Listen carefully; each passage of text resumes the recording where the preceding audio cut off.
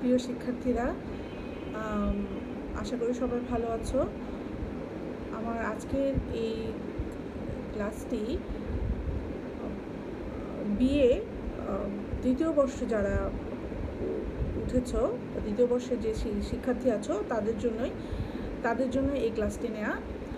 তোমরা জানো যে ডিগ্রি দ্বিতীয় বর্ষে বা বিএ দ্বিতীয় বর্ষে তোমাদের দুটো সাবজেক্ট আছে, সেটা হচ্ছে তোমার মুসলিম দর্শন এবং ভারতীয় দর্শন। আজকে মুসলিম দর্শনের উপর একটি ক্লাস আমি নেওয়ার চেষ্টা করছি। যেহেতু আমাদের কোভিড সিচুয়েশনে আমরা সবাই একটা আতঙ্কের মধ্যে তো আছি, সেই সাথে আমাদের যা দৈনন্দিন জীবনে বা আমাদের যে ধারাবাহিক এবং স্বাভাবিক লেখাপড়া ছিল সেটাও বিঘ্ন হয়েছে। তারপরেও যাতে স্টুডেন্টরা আসলে সম্পূর্ণ ক্ষতিপূরণ তো আসলে করে দেওয়া সম্ভব হয় না, তারপরেও যাতে তারা এটা করতে পারে, রিকভার দিতে পারে, কিছুটা হলেও উপকৃত হতে পারে, সেই জন্য আমাদের এই লেকচার বা এভাবে লেকচার ডেলিভার দেওয়ার একটা প্রয়াস বা প্রচেষ্টা। যাই হোক, আশা করি সবাই যে যার জায়গা থেকে ভালো আছো। শুরু করে দিই আমরা ক্লাসটা। যেহেতু আমাদের আসলে বিএ দ্বিতীয় বর্ষে কোনো ক্লাসই নেওয়ার সুযোগ হয়নি, তো সেহেতু সুতরাং মুসলিম দর্শনের একেবারে যে সিলেবাসের এক প্রথম অধ্যায় ধরে যদি আমরা ক্লাস নিই, সেক্ষেত্রে আমার মনে হয় ছেলেমেয়েদের উপকার হবে। আমরা চেষ্টা করব যে প্রশ্নগুলো বা যে ধরনের চ্যাপ্টারগুলো পড়লে আমরা ওভারঅল পরীক্ষার প্রস্তুতিটা আমাদের হয়ে যাবে বা পরীক্ষাতে আমরা অ্যাপিয়ার হওয়ার জন্য ক্যাপেবল হব, এরকম বিষয়গুলোকে বা এই ধরনের টপিকগুলোকে ক্লাস লেকচারের মধ্যে নিয়ে আসা। যাই হোক, আমরা প্রথম শুরুতে ক্লাসে চলে যাই। যেই প্রশ্নটা আজকে আমি নিয়েছি তোমাদেরকে ক্লাস লেকচার ডেলিভার দেওয়ার জন্য, সেটা হচ্ছে মুসলিম দর্শন কী বা মুসলিম দর্শনের সংজ্ঞা দাও। এটা একদম প্রারম্ভিক অধ্যায়ের একটি প্রশ্ন। প্রারম্ভিক অধ্যায় থেকে বেশ কয়েকটি প্রশ্নই আমরা নিতে পারি, এর মধ্যে এটি একটি প্রশ্নটি হচ্ছে মুসলিম দর্শনের সংজ্ঞা দাও বা মুসলিম দর্শন বলতে কী বোঝো। মুসলিম দর্শনের উৎসসমূহ আলোচনা করা বা মুসলিম দর্শন উৎসসমূহ সম্পর্কে বিস্তারিত আলোচনা করা। এছাড়াও এই প্রশ্নটি ছাড়াও মুসলিম দর্শন থেকে আরও অনেকগুলো প্রশ্ন আসতে পারে। মুসলিম দর্শন কী, মুসলিম দর্শনের পাঠের প্রয়োজনীয়তা কী, এটা একটা প্রশ্ন হতে পারে। আবার আরেকটা প্রশ্ন হতে পারে মুসলিম দর্শন সম্পর্কে কী জানো বলো। আবার এটার সাথে লাগোয়া করে একটি প্রশ্ন আসতে পারে, সেটা হচ্ছে মুসলিম দর্শন উৎপত্তি অথবা উদ্ভব বা ক্রমবিকাশ সম্পর্কে বিস্তারিত আলোচনা করে। এই ধরনের প্রশ্ন আসতে পারে। তো এই প্রশ্নটা অনেক বেশি ইম্পর্টেন্স, এটাতে জানার অনেক সুযোগ আছে। মুসলিম দর্শনটা আসলে কীভাবে রান করেছে পরবর্তীতে, সেটা জানার একটা সুযোগ আছে। আসলে আমরা ক্লাসে চলে যাই।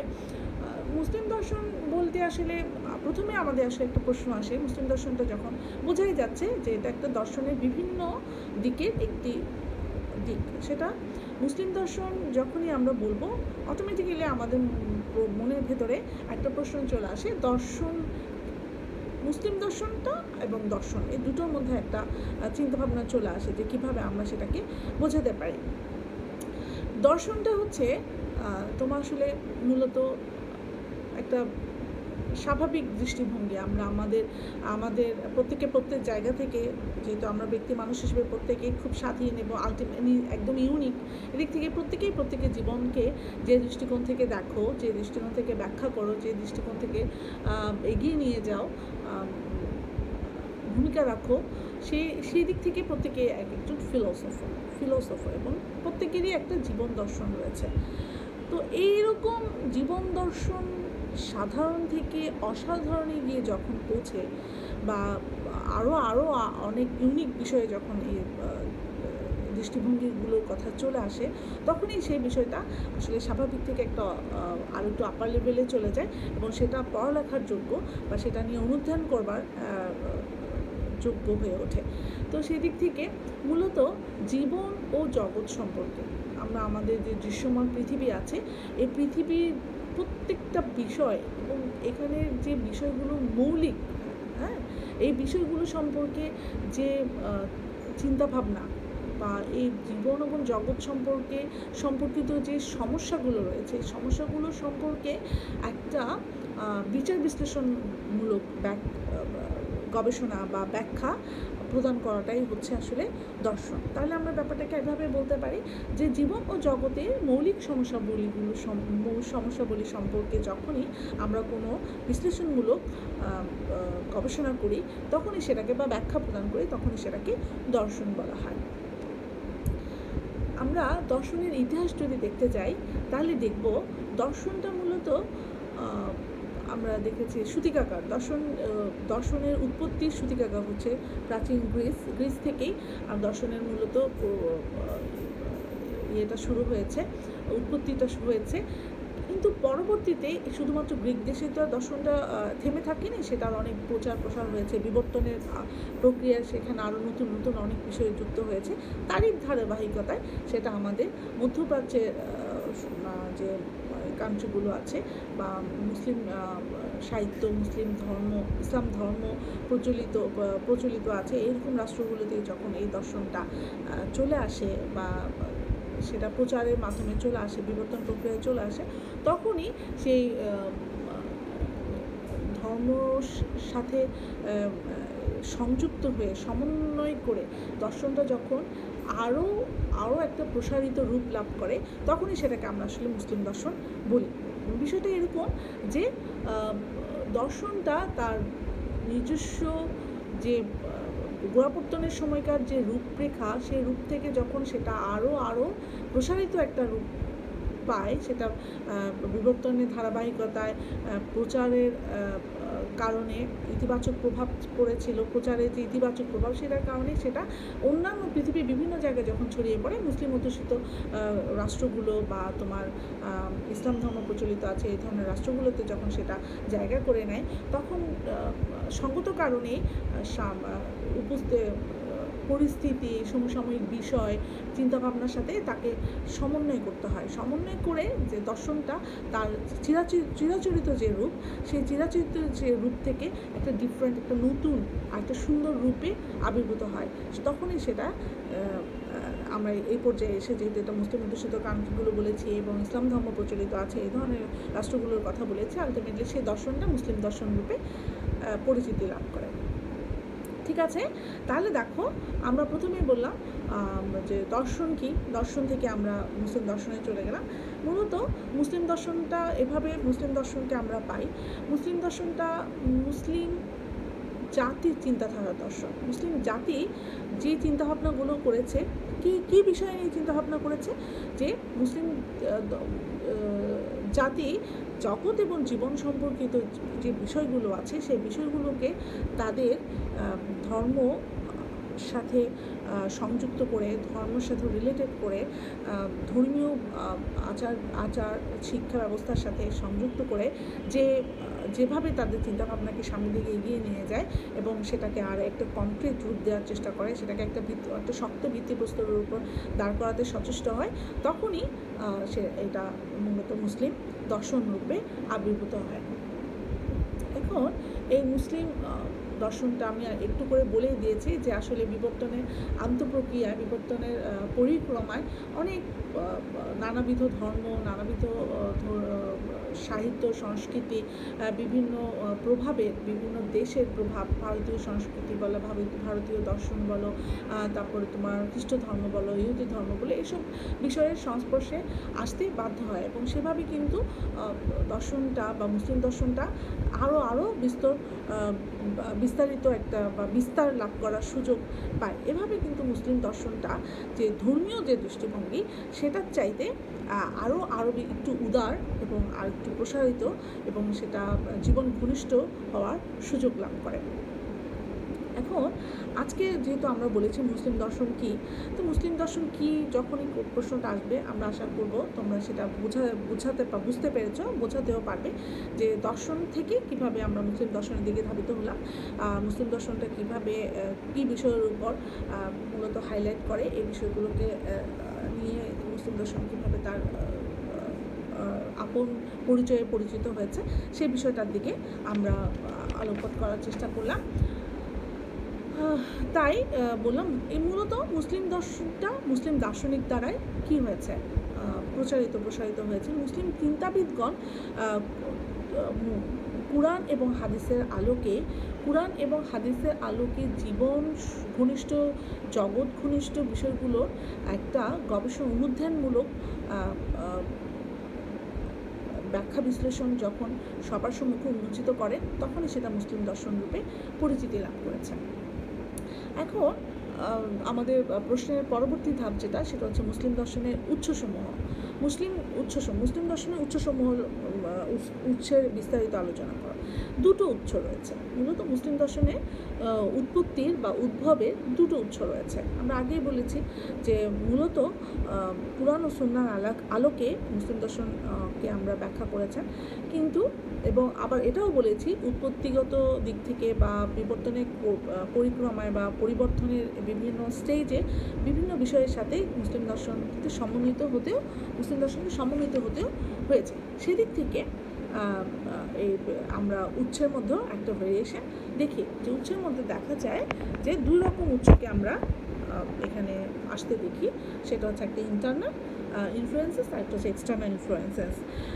মূলত বিষয়টা হচ্ছে অভ্যন্তরীণ উৎসসমূহ এবং দ্বিতীয় হচ্ছে বাহ্যিক উৎসসমূহ। আজকে আমরা অভ্যন্তরীণ উৎসসমূহ নিয়ে বিস্তারিত আলোকপাত করবার চেষ্টা চালাচ্ছি। অভ্যন্তরীণ বিষয় বলতে মূলত মুসলিম দর্শন যে বেইজের উপর দাঁড়িয়ে আছে, যে ভিত্তির উপর দাঁড়িয়ে আছে, সেটা হচ্ছে কুরআন এবং সুন্নাহ। কুরআন ও সুন্নাহর আলোকেই মূলত এই মুসলিম দর্শন তার প্রধান গতিপথ বেছে নিয়েছে। সেদিক থেকে কোরআন হচ্ছে মুসলিম দর্শন অভ্যন্তরীণ উৎসের প্রধান একটি উৎস। পবিত্র কোরআন আমাদের কাছে সমগ্র মুসলিম জাতির কাছে একটি প্রত্যাদিষ্ট একটি পুস্তক, যেটা কিনা আমাদের জীবন বিধানকে সিলেক্ট করে দিয়েছে, আমাদের কার্যক্রম সিলেক্ট করে দিয়েছে, আমাদের একটা নীতিগত জীবনকে আমাদেরকে বেছে নেওয়ার সুযোগ করে দিয়েছে, এবং সর্বোপরি আমাদেরকে একটি নৈতিক রাষ্ট্র পরিচালিত করবার বা একটি ধর্মীয় রাষ্ট্র কীভাবে পরিচালিত হতে পারে সেই ধরনের একটা উত্তম জীবন বিধান কীভাবে আমরা পরিচালিত সেটার একটা দিক নির্দেশনা দিয়েছে। পবিত্র কোরআন মূলত আমাদের জ্ঞান অর্জনের জন্য একটা বিশাল বড় একটা উন্মুক্ত পরিসর। পবিত্র কোরআনের সর্বত্রই কিন্তু জ্ঞান অর্জনের কথা বলা হয়েছে। সর্বত্রই আমাদেরকে জ্ঞান অন্বেষণের জন্য তাগিদ দেওয়া হয়েছে। মূলত কোরআন এমন একটি পুস্তক যেখানে কোথাও কোনো কিছুকে অন্ধভাবে মেনে নেওয়ার বিষয়কে কিন্তু বলা হয়নি। সবসময় বলা হয়েছে যে মানুষকে আশরাফুল মাখলুকাত করে সৃষ্টি করা হয়েছে। মানুষকে আশরাফুল মাখলুকাত করে যেহেতু সৃষ্টি করা হয়েছে, সেহেতু মানুষকে বিচার বুদ্ধি সম্পন্ন করে দেওয়া হয়েছে। এবং মহান আল্লাহ তাআলা বলেছেন তোমরা তোমাদের এই বিবেক বুদ্ধিকে কাজে লাগিয়ে কোরআনের সাপোর্ট নিয়ে তোমরা সঠিক সুন্দর এবং যথার্থ জ্ঞানের অনুসন্ধান করো, এবং সর্বত্রই তোমাদের জন্য জ্ঞানের বিষয় ছড়িয়ে রয়েছে। তোমরা তোমাদের বুদ্ধিমত্তাকে কাজে লাগিয়ে সেখান থেকে সঠিক জ্ঞান অর্জন করার জন্য সচেষ্ট হও। কখনোই কোনো কিছুকে না বুঝে নিজের বুদ্ধিমত্তায় না এনে সে বিষয়কে গ্রহণ করবার দরকার নেই, কারণ অন্ধভাবে কোনো বিষয়কে মেনে নেওয়া, যে জ্ঞান মেনে নিয়ে যে জ্ঞান, সেটা আসলে অনেকটা পঙ্গু জ্ঞানের সামিল। সেই জ্ঞানটা খুব একটা আমাদেরকে এগিয়ে নিতে সাহায্য করতে পারে না। তো সেদিক থেকে আমরা দেখছি যে কোরআনের যে আয়াতসমূহ আছে, কোরআনের সাথে সংশ্লিষ্ট যে কোরআনের ভেতরে যে বিষয়গুলো আছে, সেই সব বিষয়কেই এখানে খুব করে দেওয়া আছে। আল্লাহ পাক বলেছেন তোমরা, আমরা আগেই বলেছি, জীবন ঘনিষ্ঠ যা বিষয় আছে কোরআনের আলোকে, জগৎ সংশ্লিষ্ট যা বিষয় আছে কোরআনের আলোকে সেগুলোকে সার্চ করো, সেগুলোকে খুঁজে বের করো, চিন্তার মাধ্যমে সেগুলো কাছাকাছি যাও, চিন্তার মাধ্যমে সেগুলোর ব্যাখ্যা বিশ্লেষণ অন্বেষণের চেষ্টা করো। তোমরা বলেছে যে কুরআন মূলত কুরআন মানুষকে যে প্রাকৃতিক বিষয়গুলো, যেমন ধরো ঋতু পরিবর্তন, দিবারাত্রির যে বিষয়, আহ্নিক গতি, বার্ষিক গতি, হ্যাঁ, জীবের যে জন্ম মৃত্যুর যে জন্ম এবং মৃত্যুর যে রহস্য, হ্যাঁ, ঝড় বৃষ্টি, জোয়ার ভাটা, এই যে যাবতীয় বিষয়গুলো আছে, হ্যাঁ, যেগুলো আমরা সাধারণ মানুষ আপাত দৃষ্টিতে ঘটতে দেখছি, কখনো চিন্তা করতে দেখছি না, অথবা ঘটতে দেখছি খুব কম মানুষ এই বিষয়গুলো নিয়ে আসলে আমরা চিন্তা করছি। কিন্তু কোরআন কিন্তু তোমাকে বলেছে, আমাদেরকে বলেছে যে এই বিষয়গুলোকে তোমরা তোমাদের বিচার বুদ্ধির মাধ্যমে এই বিষয়গুলো থেকে জ্ঞান অর্জনের চেষ্টা করো, এইসব বিষয়ের রহস্য উদ্ঘাটনে চেষ্টা করো, গভীরভাবে চিন্তা ভাবনা করো, যাতে করে তোমরা এই বিষয় থেকে এখান থেকে তোমরা কোরআনের ডেপথনেসকে আবিষ্কার করতে পারবে। মুসলমানদের জীবন ধর্মীয় বিষয়ের আলোকে যে পরিচালনা করতে বলা হয়েছে সেটা কতটা যুক্তিসঙ্গত, সেই বিষয়গুলোকে আবিষ্কার করতে বলা হয়েছে। বিষয়গুলো সম্পর্কে জানার জন্য তোমাদেরকে কী করতে হবে, নিজে থেকে উদ্যোগী হতে বলা হয়েছে। তাহলে এভাবে আমরা দেখতে পাচ্ছি, আমরা কোরআনকে এখানে একটা খুবই গুরুত্বপূর্ণ উপায় হিসেবে বা গুরুত্বপূর্ণ বিষয় হিসেবে এখানে মুসলিম দর্শনের উৎস হতে দেখতে পাই। মুসলিম দর্শনের যে প্রচার, যে প্রসার, বা মুসলিম দর্শনের যে মেইন বিষয়গুলো, যে বেসিক বিষয়গুলো, সেই বিষয়গুলোতে আমরা কোরআনকে একটি শক্তিশালী মাধ্যম হিসেবে ব্যবহার করতে দেখি। এবং এর পরবর্তীতে আমরা যদি চলে আসি তাহলে দেখতে পাই যে দ্বিতীয় যে মুসলিম দর্শনের যে অভ্যন্তরীণ উৎসের দ্বিতীয় পর্যায়ে আমরা হাদিসকে দেখতে পাই। হাদিস হচ্ছে মূলত কোরআন সম্পর্কিত বা ধর্ম সম্পর্কিত আমাদের প্রিয় নবী হযরত মুহাম্মদ সাল্লাল্লাহু আলাইহি সাল্লামের যে ওনার প্রদত্ত যে বাণীগুলো, সেগুলোকে যখন লিপিবদ্ধ করা হয়েছে সেই বিষয়গুলোকে আমরা হাদিস বলি। ওনার বলা, ওনার যে বাণীগুলো, সেগুলোকেই যখন লিপিবদ্ধ করা হয়েছে তখনই সেগুলো আমাদের কাছে হাদিস রূপে আবির্ভূত হয়েছে, এবং সেগুলোকে আমরা হাদিস হিসেবে মানি। এবং সেগুলো সরাসরি যেহেতু আমাদের রাসূল পাক সাল্লাল্লাহু আলাইহি ওয়াসাল্লাম এই বিষয়গুলোকে মানুষের সামনে জানানোর চেষ্টা করেছেন, সেহেতু এই বিষয়গুলোরও যথেষ্ট একটা শক্তিশালী প্ল্যাটফর্ম আছে যেটাকে এখান থেকে আমরা আমাদের মুসলিম দর্শনের অনেক রসদ নিতে পারি, নিতেও পারি এবং নেওয়ার চেষ্টা করতে পারি। তাহলে দেখো এখানেও দেখতে পাচ্ছি, হাদিস শরীফেও দেখতে পাচ্ছি আমরা যে জ্ঞান অর্জনের কোনোভাবেই অবহেলা করা হয়নি। জ্ঞান অর্জনের বিষয়কে তাগিদ দিতে গিয়ে জ্ঞান অর্জনের বিষয়টাকে মানে খুব গুরুত্বপূর্ণ এটা বোঝাতে গিয়ে বেশ কিছু হাদিস কিন্তু আমরা পাই। কীরকম সেগুলো দেখো, বেশ কয়েকটা হাদিস এখানে এসেছে যে তোমরা জন্ম থেকে মৃত্যু পর্যন্ত জ্ঞান অর্জন করো। এটা হাদিসে বর্ণিত একটি খুব জোরালো শক্তিশালী একটা বিষয়, যেটা কিনা বর্তমান সময়কার লেখাপড়ার যে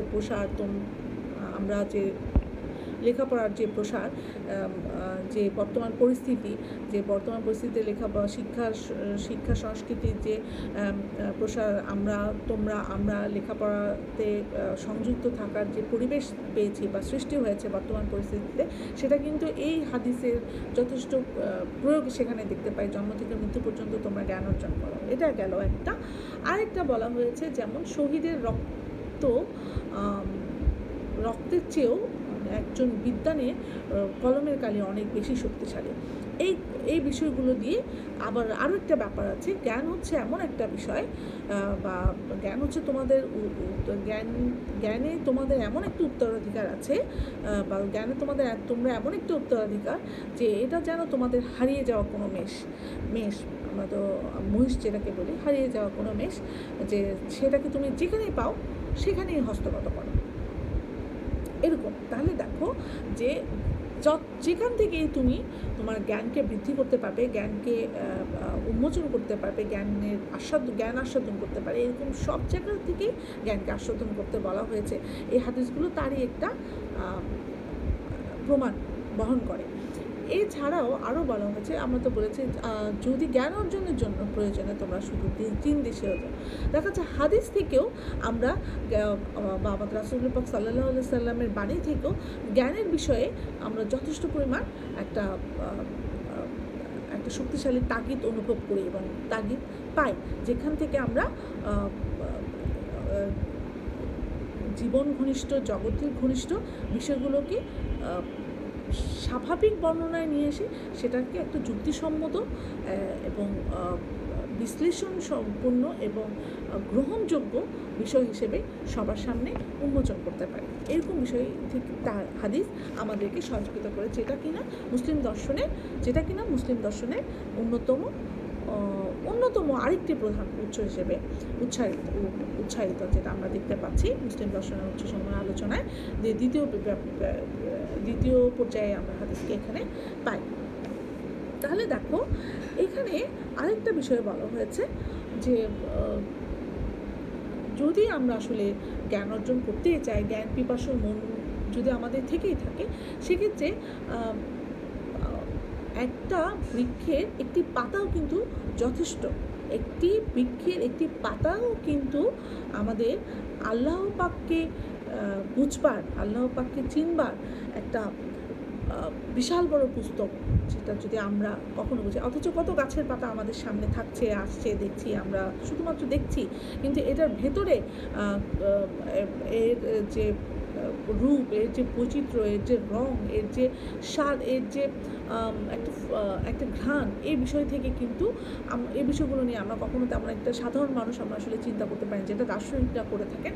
এই জন্যই দার্শনিকদের চিন্তাভাবনাগুলো সাধারণ মানুষের চিন্তাভাবনা থেকে অবশ্যই আলাদা, অবশ্যই গ্রহণযোগ্য, যেহেতু তারা বিষয়গুলোকে চিন্তা করেন এবং চিন্তার যে মাধ্যম, সেই মাধ্যম হিসেবে ওনারা কুরআনকে নিয়েছেন, হাদিসকে নিয়েছেন, যেখানে শুধুমাত্র জীবনকে সাধারণ কোনো জীবনে, এই জীবন মানে প্রত্যেক মুহূর্তে সেখান থেকে নতুন নতুন বিষয়কে জানার একটা সুন্দর বিষয় কিন্তু উপস্থাপিত হয়, যেখানে কিন্তু একটি বৃক্ষের একটি পাতাও কোনো অংশে কম নয়। সেখানে একটি পাতাকে একটি পুস্তক বলা হয়েছে আল্লাহ পাককে চিনবার জন্য, সেটাই যথেষ্ট, অনেক বেশি কিছু আসলে লাগে না। এর পরবর্তীতে আসো ইজমা এবং কিয়াস। এই মুসলিম দর্শন তার শাখা প্রশাখা বিস্তারে তার যে গতিপথ, সেটাকে আরও অনেক বেশি দূর নিয়ে যেতে কুরআন হাদিসের পরবর্তীতে যে বিষয়ের উপর ডিপেন্ড করেছে বা নির্ভর করেছে, সেটা হচ্ছে ইজমা এবং কিয়াস। ইজমা মূলত বিষয়টা কি? ইজমা হচ্ছে কতিপয় কোরআনের আয়াত এবং হাদিসের উপর প্রতিষ্ঠিত একটি বিষয়, যেখানে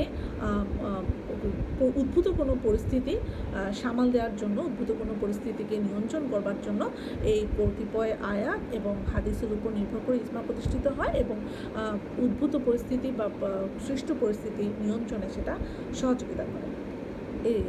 এভাবে পরবর্তী যেটা বলছি সেটা হচ্ছে ইজমার সাথে আমরা আরেকটা বিষয় নিয়ে এসেছি, সেটা হচ্ছে কিয়াস। কিয়াসটাও মুসলিম দর্শনের অন্যতম একটি প্রধান উৎস, যেখানে পূর্ববর্তী কোনো সিদ্ধান্তের আলোকে, কিয়াস জিনিসটা কি সেটাই বলছি, যে পূর্ববর্তী কোনো সিদ্ধান্তের আলোকে বর্তমান পরিস্থিতিতে কোনো নতুন সমস্যা সমাধানের যে প্রচেষ্টা চালানো হয়, সেটাই হচ্ছে তোমার কিয়াস। তার মানে কি, যে আগের কোনো বিচার বা আগের কোনো সিদ্ধান্ত দেখে ডে বাই ডে সব কিছু তো নতুন নতুন পরিস্থিতি আমাদেরকে সামাল দিতে হচ্ছে, নতুন নতুন সমস্যা আমাদের সামনে আসছে। তো এরকম নতুন নতুন সমস্যা সমাধানের ক্ষেত্রে এই কিয়াসকে ব্যবহার করা হয়, যেটা মুসলিম দর্শনে আমরা দেখতে পাই। এরপরে যেটা আছে সেটা হচ্ছে ইজতিহাদ। ইজমার প্রতিরূপ বা ইজমার মতোই একটি বিষয়, যেটা কিনা তোমার আল্লামা ইকবালের মতে, সেটা হচ্ছে আমাদের যে ইসলাম, তার যে গতিপথ, সেই গতিপথেরই একটা নিয়ম হচ্ছে ইজতিহাদ। এটাও তোমার বিভিন্ন পরিবেশ পরিস্থিতিতে কুরআন ও হাদিস ভিত্তিক শিক্ষা সঠিক প্রয়োগ করার একটি মাধ্যম। কুরআন ও হাদিসের সঠিক প্রয়োগ করবারই একটি মাধ্যম হচ্ছে তোমার ইজতিহাদ। এই ইজতিহাদ তোমার আল্লামা ইকবাল, আমি আবার বলছি, আল্লামা ইকবাল যেটাকে বলেছে ইসলামের যে গতিময় পথ, সেই গতিময় পথের একটি শক্তিশালী নিয়ম বা মাধ্যম আমরা বলতে পারি। এছাড়াও মুসলিম দর্শনের উৎসসমূহের মধ্যে আমরা একটা নতুন বিষয় পাই, সেটা হচ্ছে যে মুসলিম সাহিত্য। যেহেতু আমরা আগেই বলেছি মুসলিম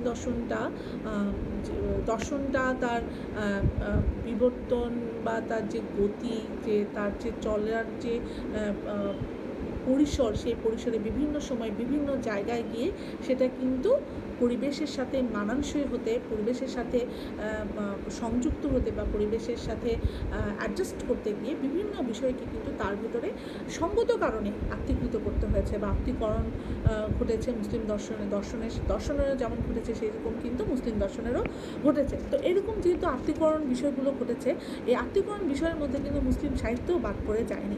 মুসলিম সাহিত্যও কিন্তু মুসলিম দর্শনের অন্যতম একটি উৎস হিসেবে কাজ করেছে, যার কারণে আমরা বিভিন্ন সময়ের বা বিভিন্ন দেশের দর্শনকে যখন সার্চ করি বা গবেষণা করি বা জানার চেষ্টা করি, তখন কিন্তু তার সাহিত্য, সংস্কৃতি, শিল্প, স্থাপত্য, ভাস্কর্য কোনো বিষয় কিন্তু তার বাইরে থাকে না।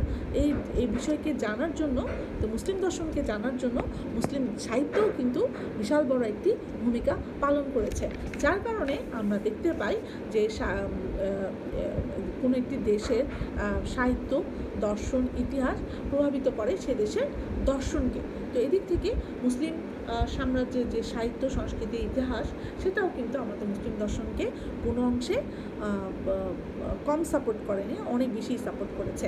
তাহলে আজকের এই ইয়ের মাধ্যমে আমরা জানানোর চেষ্টা করলাম আমার প্রিয় শিক্ষার্থীদের কাছে যে মুসলিম দর্শনটা আসলে কী, মুসলিম দর্শনটা কোন পরিবেশে বা কোন পরিস্থিতিতে আসলে উদ্ভূত হয়েছে, কিভাবে উদ্ভূত হয়েছে, এবং মুসলিম দর্শন বিস্তার লাভে মুসলিম দর্শনের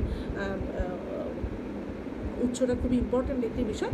তো এই উৎসের মধ্যে আমরা কী কী বিষয় পাই, সেই বিষয়গুলোকে আজকে আমরা আমাদের ক্লাসের মাধ্যমে, আমাদের আজকে এই লেকচার টেলিফোনের মাধ্যমে তোমাদেরকে জানানোর চেষ্টা করেছি।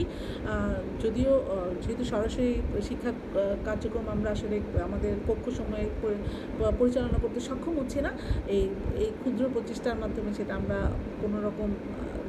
কোনোভাবে তোমাদের কাছে পৌঁছানোর একটা উদ্যোগ মনে করছি। ক্ষুদ্র হলেও সেটা কিন্তু যথেষ্ট শক্তিশালী উদ্যোগ। আমি মনে করছি, সাধুবাদ জানাচ্ছি এই মাধ্যমকে, এই প্রক্রিয়াকে। আশা করি ভালো থাকবে। Stay blessed with your family. ভালো থেকো সবাই। আল্লাহ হাফেজ।